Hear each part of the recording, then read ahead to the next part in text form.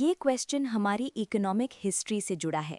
सवाल ये पूछ रहा है, in India the first bank of limited liability managed by Indians and founded in 1881 was, मतलब भारत में वो पहला बैंक कौन सा था जो लिमिटेड लायबिलिटी वाला था, जिसे इंडियंस मैनेज करते थे और जो 1881 में बना था। इसके ऑप्शंस है A Hindustan commercial bank, B Awadh commercial bank, C Punjab national bank और D Punjab and Sindh bank.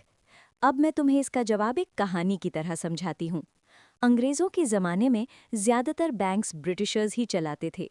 Indians के पास अपना कोई बड़ा बैंक नहीं था, लेकिन 1881 में फैज़ाबाद, जो आज यूपी में एक छोटा सा बैंक शुरू हुआ जिसका नाम था अवध कमर्शियल बैंक। ये बैंक इसलिए ख़ास था क्योंकि ये पहला ऐसा बैंक था जिसे इंडियंस खुद मैनेज कर रहे थे और इसमें लिमिटेड लायबिलिटी थी। लिमिटेड लायबिलिटी का सिंपल मतलब ये है कि अगर कल को बैंक डूब जाए तो बैंक के मालिक का घर-बार या सारी जायदाद नहीं बिकेगी, सिर्फ वही पैसा डूबेगा जो उन्होंने बिजनेस में लगाया था। ये उस वक्त एक नई और सेफ चीज़ थी।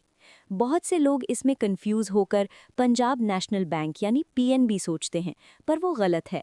पीएनबी 1894 में आया था, यानी अवध कमर्शियल बैंक के 13 साल बाद। पीएनबी की खासियत ये थी कि वो पहला ऐसा बैंक था जो पूरी तरह से इंडियंस के पैसे से और इंडियंस के द्वारा ही बनाया गया था, पर लिमिटेड लायबिलिटी के साथ इंडियंस द्वारा मैनेज किया जाने वाला पहला बैंक अवध कमर्शियल बैंक ही था।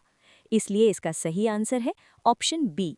याद रखना, 1881 का साल ही सबसे बड़ा हिंट है यहाँ।